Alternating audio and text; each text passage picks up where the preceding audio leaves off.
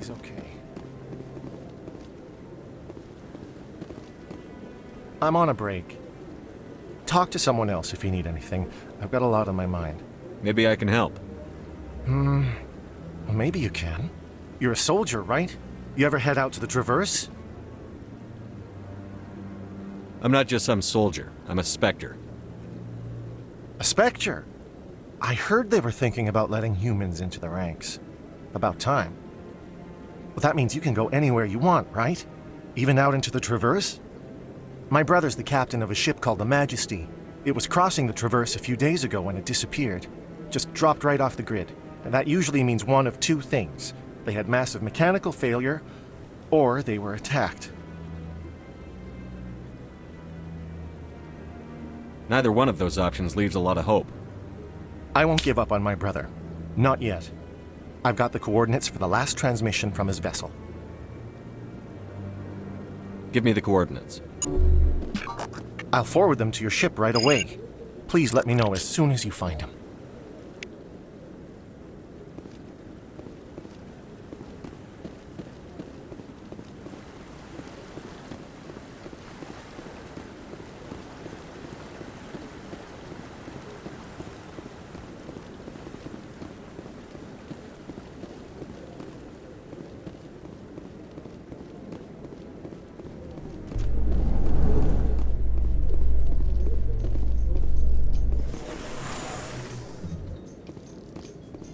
In other news, Exogeny Corp is still denying reports that one of their survey teams has gone missing in the Hades Gamma Cluster. When asked why communication with the survey team was suddenly cut off last week, company officials refused to comment.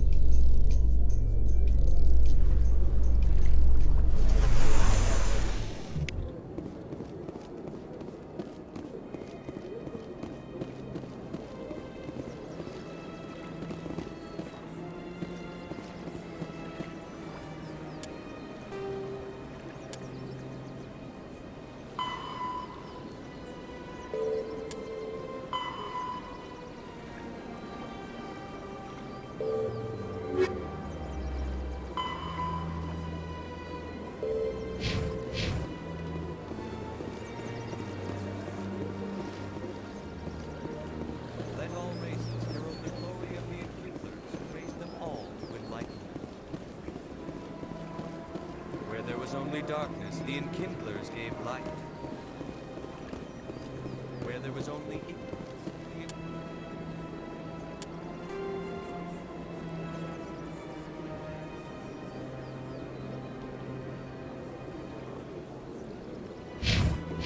gave wisdom.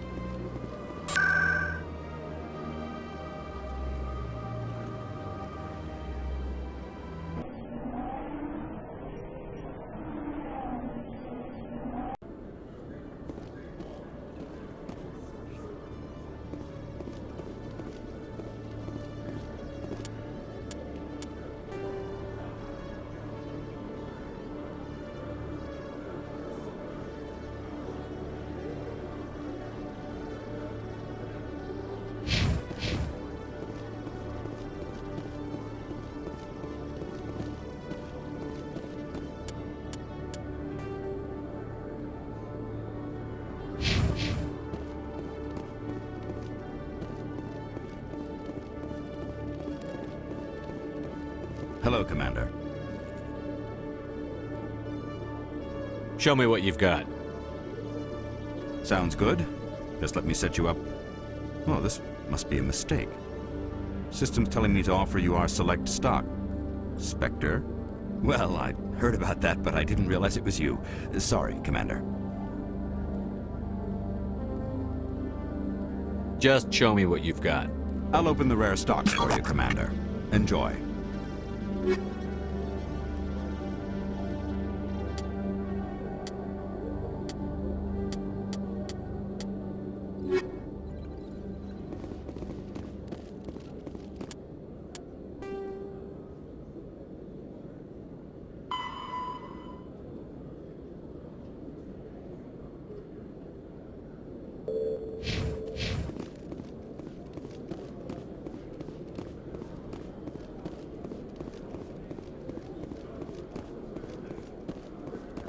In breaking news, Chairman Burns of the Parliament Subcommittee on Transhuman Studies has been kidnapped by biotic extremists.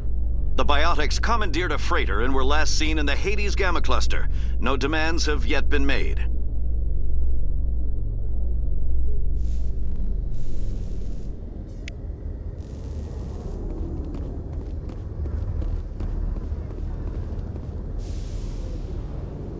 I've got big news for you, Shepard. Captain Anderson is stepping down as commanding officer of the Normandy. The ship is yours now. She's quick and quiet, and you know the crew. Perfect ship for a Spectre. Treat her well, Commander. I want the truth. Why are you stepping down, sir? You needed your own ship. A Spectre can't answer to anyone but the Council. And it's time for me to step down.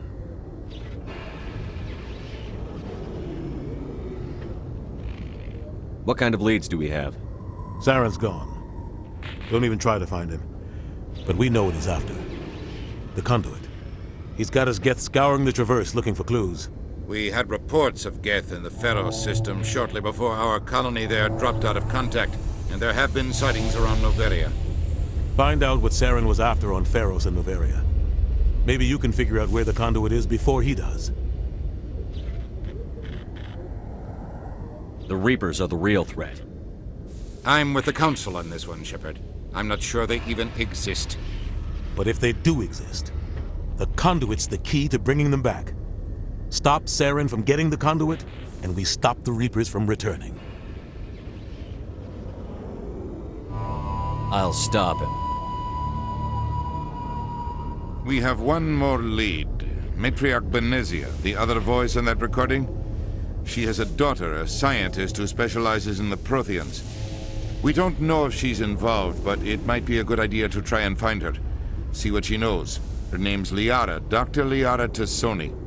We have reports she was exploring an archaeological dig on one of the uncharted worlds in the Artemis Tau cluster. The colonists on Pharos might still be alive. It's your decision, Commander. You're a Spectre now. You don't answer to us. But your actions still reflect on humanity as a whole. You make a mess and I get stuck cleaning it up.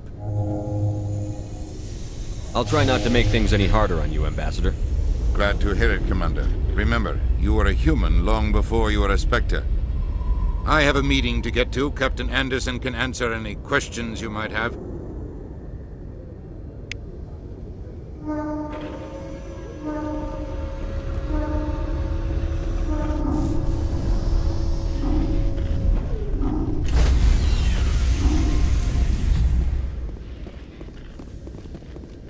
Stand by, shore party. Decontamination in progress. I heard what happened to Captain Anderson. Survives 100 battles and then gets taken down by backroom politics. Just watch your back, Commander. Things go bad on this mission, you're next on their chopping block. Saren's out there somewhere, and we're gonna find him. Everyone on this ship's behind you, Commander. 100%. Intercom's open. If you got anything you want to say to the crew, now's the time.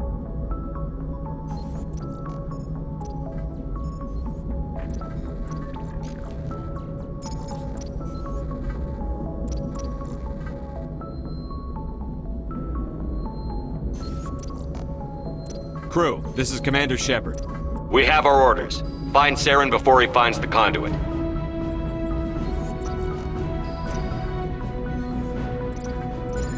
Humanity needs to do this.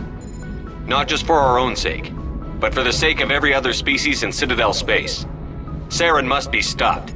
And I promise you all, we will stop him. Well said, Commander. Captain will be proud. The captain gave up everything so I could have this chance. We can't fail. Yes, sir.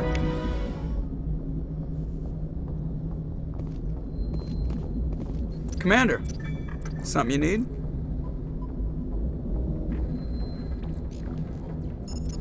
I like to know my crew. Mind if I ask you a few questions? I can see where this is going. You did a background check on me, didn't you? Well, I'll tell you the same thing I told the captain. You want me as your pilot. I'm not good. I'm not even great. I am the best damn helmsman in the Alliance fleet. Top of my class in flight school, I earned that. All those commendations in my file, I earned every single one. Those weren't given to me as charity for my disease. I'm sorry, Joker. I didn't even know you were sick. You mean you didn't know? Oh, crap. Okay, I've got Vrolik syndrome, brittle bone disease. The bones in my legs never develop properly. They're basically hollow, too much force and they'll shatter. Even with crutches and my leg braces, it's hard to get around. One wrong step and crack! It's very dramatic, but I've learned to manage my condition, Commander. Put the Normandy in my hands and I'll make her dance for you. Just don't ask me to get up and dance unless, you like the sound of snapping shin bones.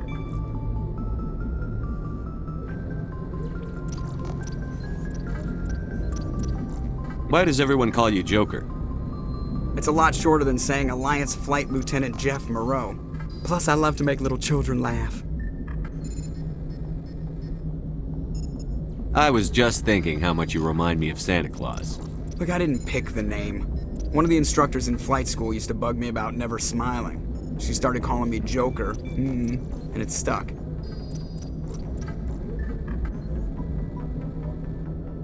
Why didn't you ever smile? Hey, I worked my ass off in flight school, Commander. The world's not gonna hand you anything if you go around grinning like an idiot. By the end of the year, I was the best pilot in the academy, even better than the instructors, and everybody knew it. They'd all got their asses kicked by the sickly kid with the creaky little legs. One guess who was smiling at graduation? I need to know more about this Vrolik syndrome if I'm putting my ship in your hands. Yeah, of course you do. It's an extremely rare condition. Nobody knows exactly what causes it. Genetic, maybe. It's treatable, but there's no cure. They classify my case as moderate to severe. I was born with over a dozen fractures, hip, thighs, ankles. My bones were already breaking in the womb. 100 years ago, I wouldn't have survived past my first year. Lucky for me, modern medical science has turned me into a productive member of society.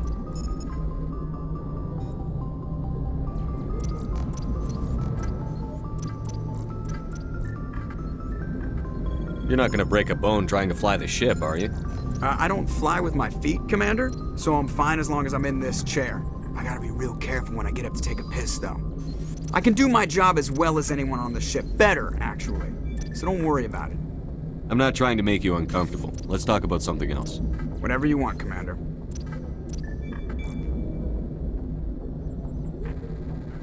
How's the Normandy performing? Is she everything they said she'd be?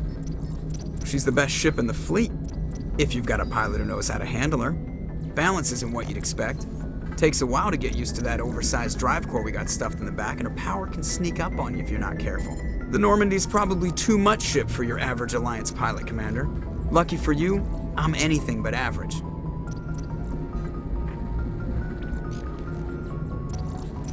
How'd you end up joining the Alliance? Look, if you're looking for an inspirational tale of the crippled kid overcoming impossible odds, you're gonna be disappointed. My mother was a civilian contractor working for the Alliance. I basically grew up on the Arcturus station back when they were building up the fleets. Spend all that time around Alliance ships, there's a good chance you'll end up going to the Academy. I have to go. All right, see you.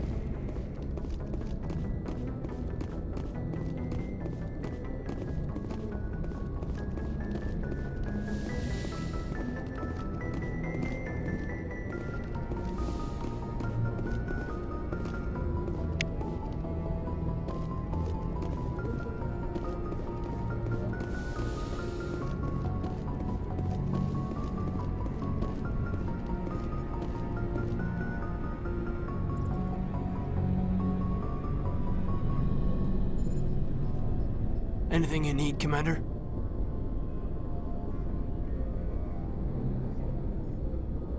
What's your opinion on the last mission? I don't see how we could have done things any better. At least not without getting to Eden Prime sooner. And we were on the scene faster than any other Alliance ship could have been.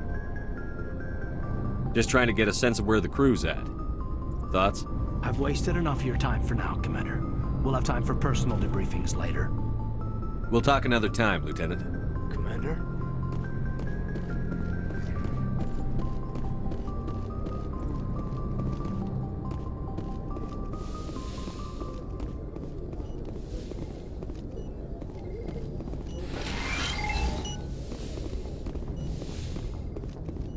Yes, Commander? Is there something you need? How well do you know the Lieutenant? I'd never worked with him before this mission. Tends to keep to himself, though. Maybe because of the headaches. It's not easy being an L2. I should go. Goodbye, Commander.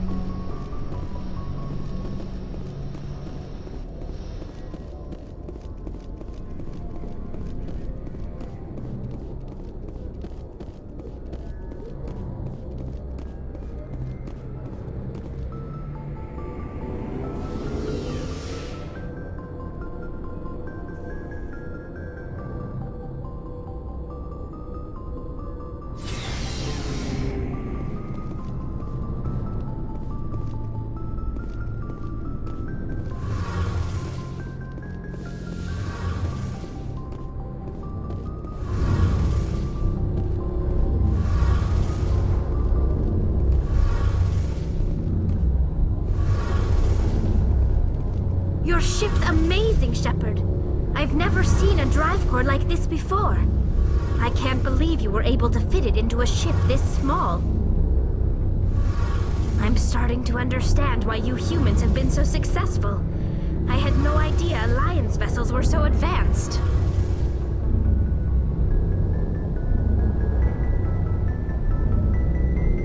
The Normandy's a prototype. Cutting-edge technology. A month ago, I was patching a makeshift fuel line into a converted tug ship in the flotilla. Now, I'm sitting on board one of the most advanced vessels in Citadel space. I have to thank you again for bringing me along. Traveling on a vessel like this is a dream come true for me.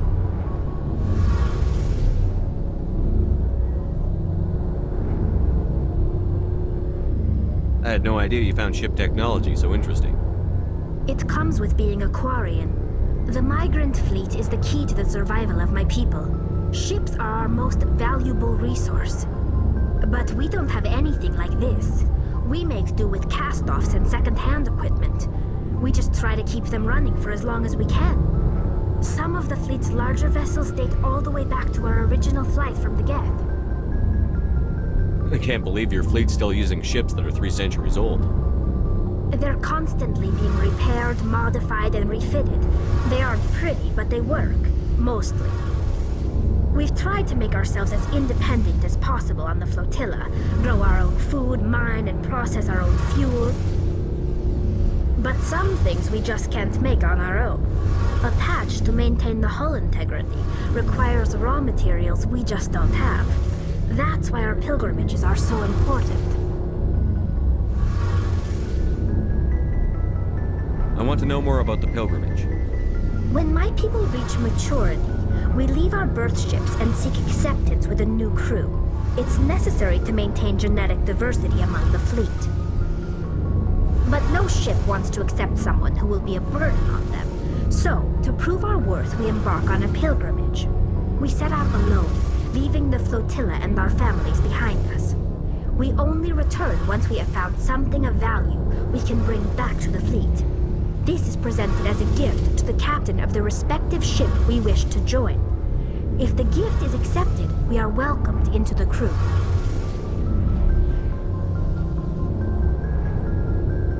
Can a captain choose to reject the gift? That doesn't happen often. Most captains are eager to increase the size of their crew. It increases their own standing in our society. Even when the gift is not particularly valuable, the captain usually accepts it out of a sense of tradition. However, there is a stigma to presenting a substandard gift. It's not the best way to make a good impression on a new community. Most pilgrims don't return until they find something worthwhile. I can't believe they just send you off alone. It's not like they just cast us out. Before we leave, we are given lessons in how to survive outside the flotilla, and given gifts to help us on our journey. We also receive implants to fight off sickness and disease. Generations of living in an isolated and highly controlled environment have left our immune systems weaker than most. By the time we leave the fleet, we are well equipped for the pilgrimage. This is a rite of passage for all Quarians. If it were dangerous, our numbers would suffer. Virtually every pilgrimage ends with a triumphant return and the ritual presentation of the gift to one of the fleet's captains. I want to talk about something else. Like what? I want to know more about the Geth. I doubt I can tell you anything you don't already know. It's been almost 3 centuries since they drove my people into exile. All I know is the story of their origins, what they were when we created them, and how they turned on us. Interesting. The Geth were originally created to serve as an automated manual labor force. Initially, their intelligence was as limited as any VI. Over time, we made small modifications to their programming to allow them to perform more varied and complex tasks, bringing them closer and closer to true AI status.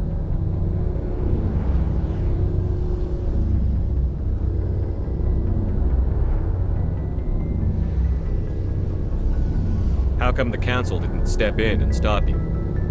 This wasn't true AI research. We may have been skirting the bounds of the law, but we never did anything that was actually illegal. The changes were so insignificant, so gradual, that we were able to control them. Or so we thought. But one thing we underestimated was the power of the neural network. A million Geth thinking simultaneously created an inherently unstable matrix.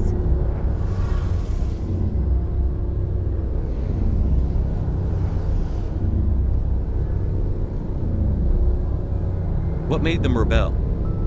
As we built more and more Geth, their effective intelligence became more sophisticated, more abstract. One day, a Geth began to ask its Quarian overseer questions about the nature of its existence. Am I alive? Why am I here? What is my purpose? As you can imagine, this caused a near panic among my people. What did you do? It was inevitable the newly sentient Geth would rebel against their situation. We knew they would rise up against us, so we acted first. A general order went out across all Quarian-controlled systems to permanently deactivate all Geth. The Geth responded to this order violently.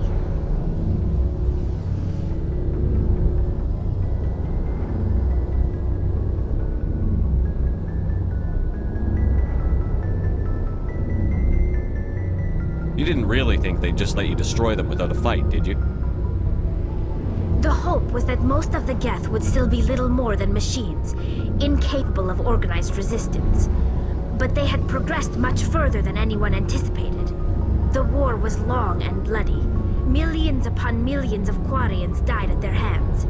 In the end, we were forced to flee our own homeworld. We feared the Geth would pursue us, but they never came beyond the Veil. Now we drift through space, exile, searching for a way to reclaim what was once ours.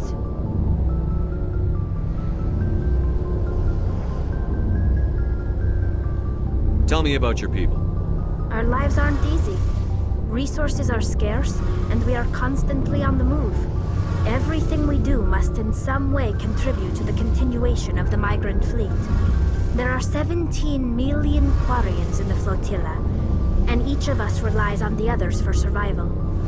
The bonds among my people are strong. Unfortunately, we have had to surrender many of the freedoms and civil liberties other species take for granted. What kind of freedoms? Well, it's illegal for parents to have more than one child. If our population grows too much, it would strain our resources to their breaking point. Of course, we also can't allow our numbers to become too few. If our population is in decline, the rule against single births is temporarily repealed. In extreme cases of population decline, incentives are even offered to encourage multiple births, though the Conclave hasn't had to take such measures in nearly a century. That's your government. The Conclave is our civilian branch of government. Each ship can elect a representative to serve on the Conclave and make decisions that affect the fleet as a whole. On matters that affect an individual ship, however, the captain has the final say. It's a tradition that dates back to the early days, when the fleet was governed by martial law. Fortunately, most captains nowadays are smart enough to have an elected council from their crew to give them advice and guidance. So the ultimate power rests with elected officials. In practice, the Conclave and the respective council for each ship tend to set the rules that govern our daily lives. But in theory, we are still under military jurisdiction. The 5 top-ranking military officials in the fleet serve on the Admiralty Board. These 5 have the power to overrule any decision by the Conclave in case of emergency. To do so requires unanimous agreement among the Admiralty, and they can only do this once. After that, the entire board must resign their posts. It's a safeguard that served us well. In nearly 3 centuries, the Admiralty Board has only overruled the Conclave 4 times. I should go. See you later. Hey, Commander, you know that Quarian, Tally? She's been spending all her time down here asking me about our engines.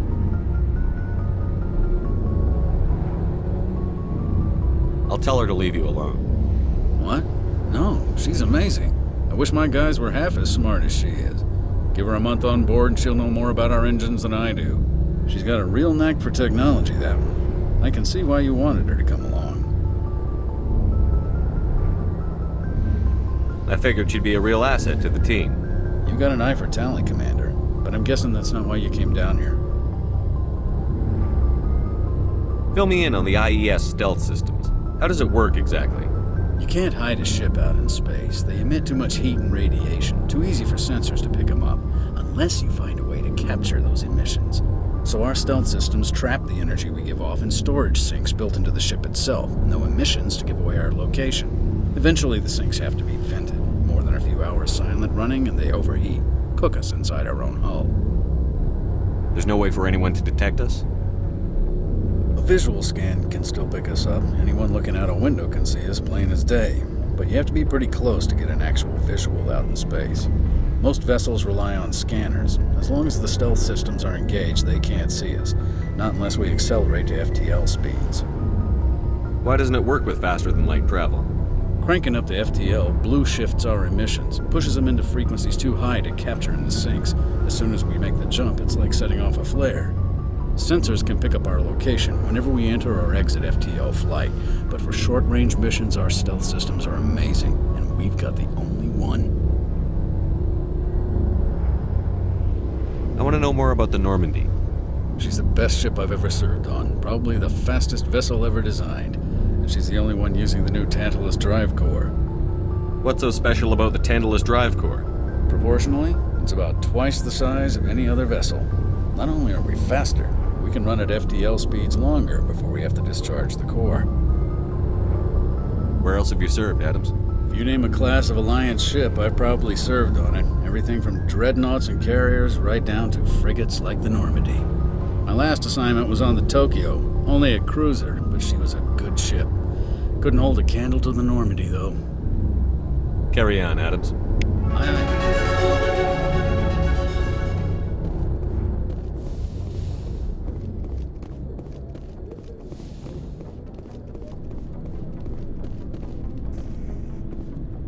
Hey, Commander. Looking for some extra supplies before you head out? What have you got? Whatever you want. Armor, weapons, mods. It's not standard Alliance issue, but that's not necessarily a bad thing. Well, as long as you don't mind paying for it. Why should I pay you for my weapons and armor? My stuff doesn't come from the Alliance. I have to purchase it myself, and it's not cheap. Hell, the licenses alone have set me back more than I'd like. But no licenses, no goods.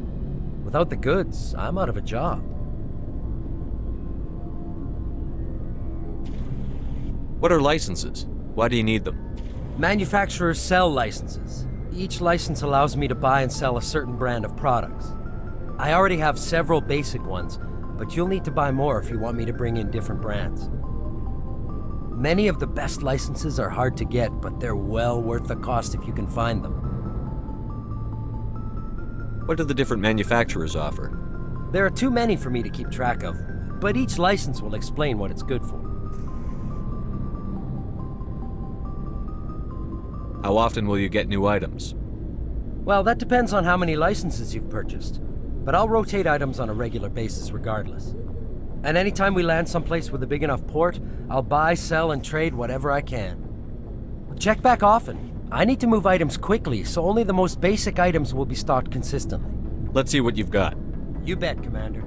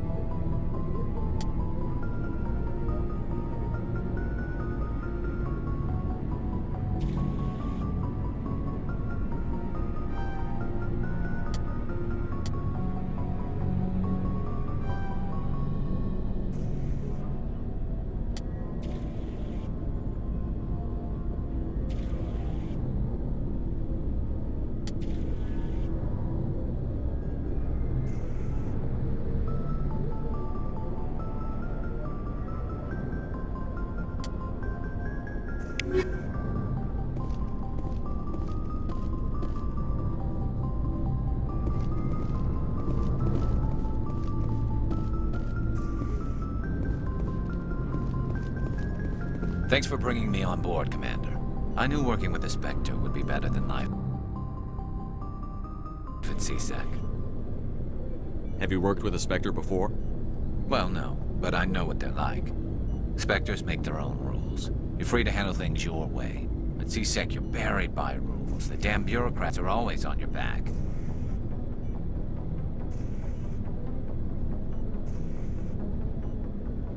For the most part, the rules are there for a reason. Maybe. But sometimes it feels like the rules are only there to stop me from doing my work. If I'm trying to take down a suspect, it shouldn't matter how I do it, as long as I do it. But CSEC wants it done their way. Protocol and procedure come first. That's why I left.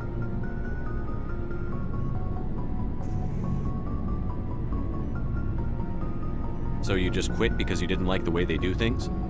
There's more to it than that. It didn't start out bad, but as I rose in ranks, I got saddled with more and more red tape. CSEC's handling of Saren was typical. I just couldn't take it anymore. I hate leaving.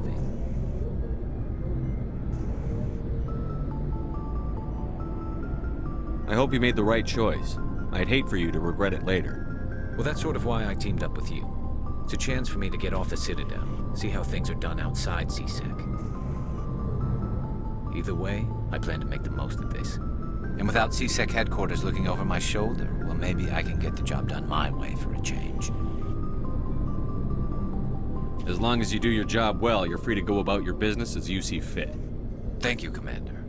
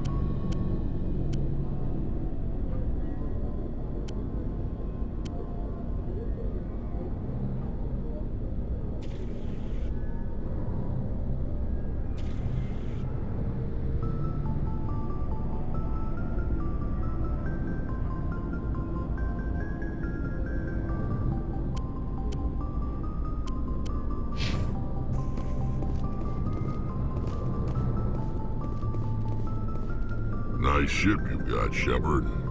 What can I do for you? What's your story, Rex? There's no story. Go ask the Quarian if you want stories.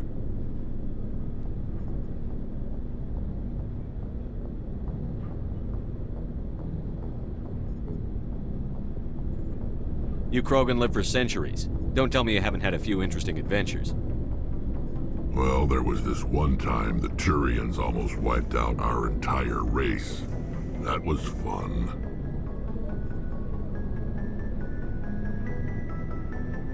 They tried the same with us, but we fought them off. It's not the same.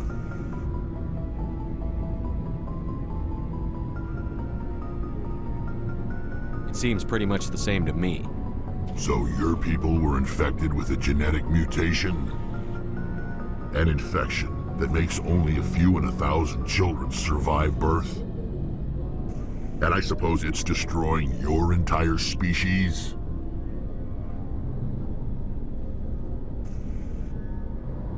I suppose it isn't all the same. I don't expect you to understand, but don't compare humanity's fate with the Krogan. Sorry, Rex. I wasn't trying to get you upset. Your ignorance doesn't upset me, Shepard. As for the Krogan, I gave up on them long ago.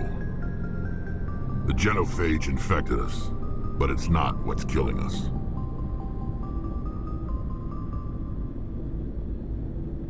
What can you tell me about the genophage? Ask the Solarians if you want details. They made it.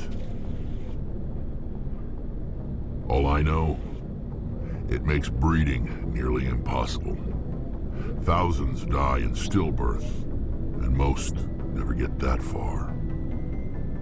Every Krogan is infected, every one, and no one's rushing to find a cure.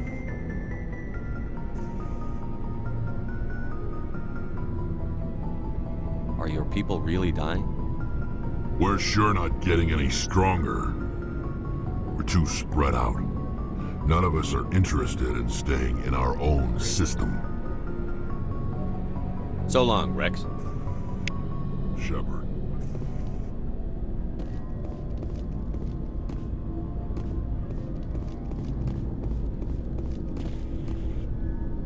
Commander? What's your opinion on the last mission? Kinda wish you'd got there sooner, Commander. No offense, I appreciate the rescue. I just wish...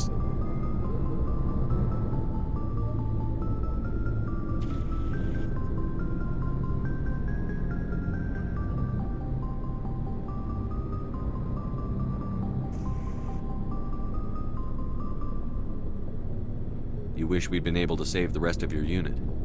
Yes, sir.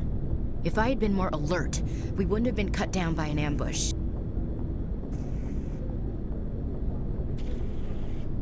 The Geth are perfect ambushers. They don't move, they don't make noise, they don't even breathe. Sir, they have flashlight heads. I'll make sure it doesn't happen again. Do you have a few minutes to talk one-on-one? I'm sorry, Commander. I need to get my duty squared away. I wouldn't mind talking more later, though. Dismissed, Chief. Sir.